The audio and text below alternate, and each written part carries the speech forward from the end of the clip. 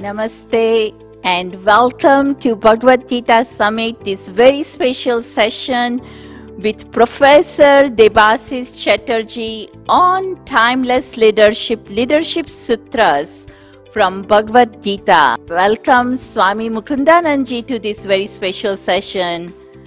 Swamiji, namaste. It is my honor to introduce today Professor Debashis Chatterjee, our distinguished speaker at the Bhagavad Gita Summit 2021.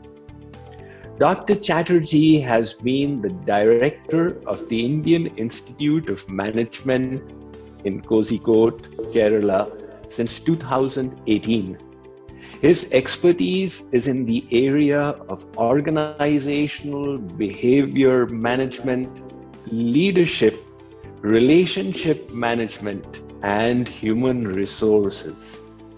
He had received a Fulbright scholarship to conduct his pre-doctoral research at Harvard University, after which he earned his PhD from Pune University.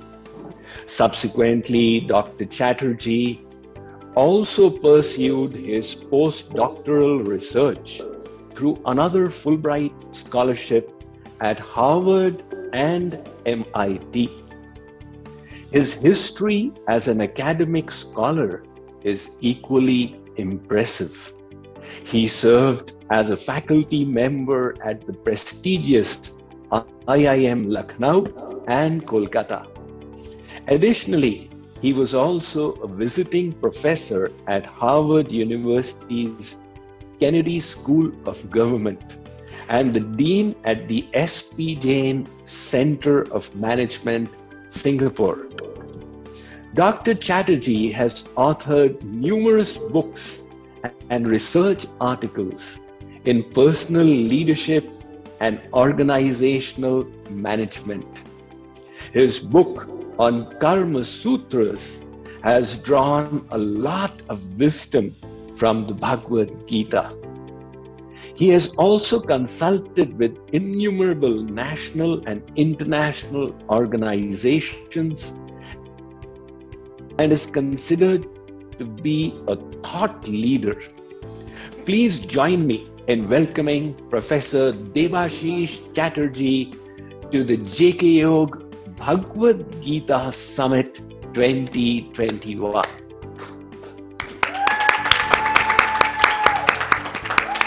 Dr. Chatterjee, we look forward to hearing from you.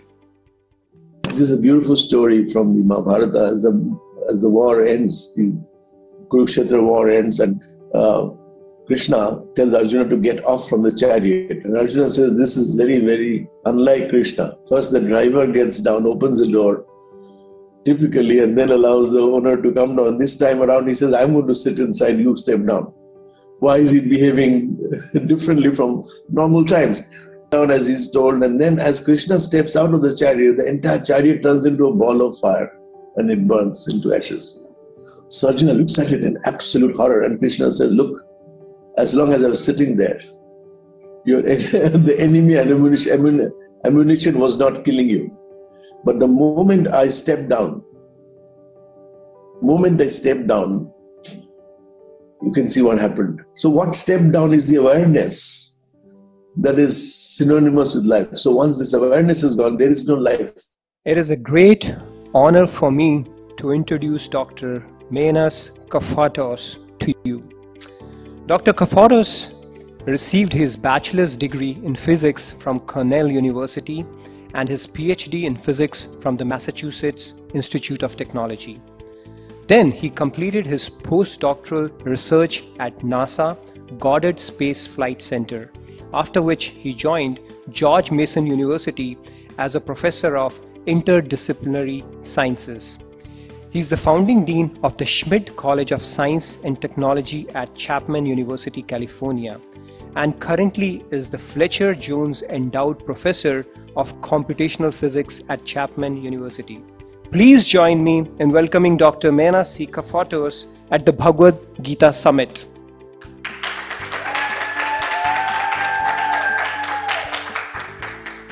So how does science and physics, they interpret the term consciousness? It just comes across like an abstract entity.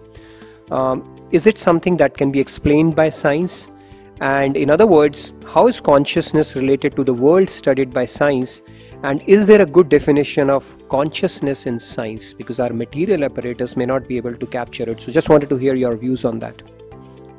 Correct. This is a good question. It's a good last question, because this is the unknown, if you like, white elephant in the room. Consciousness, from the Latin conscientio, means to be aware of something, conscientio. However, in this great vision of the Bhagavad Gita, consciousness, and of course in Vedas and the great traditions of all monistic traditions, consciousness is the underlying reality. As such, it cannot be defined per se.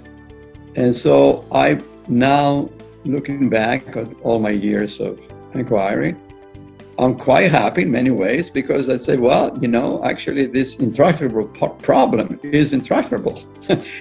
I don't have to do anything, it's you cannot be solved. Yet, of course, being conscious beings, we are to pursue knowledge, as the great philosopher Socrates said, I know one thing that I know nothing.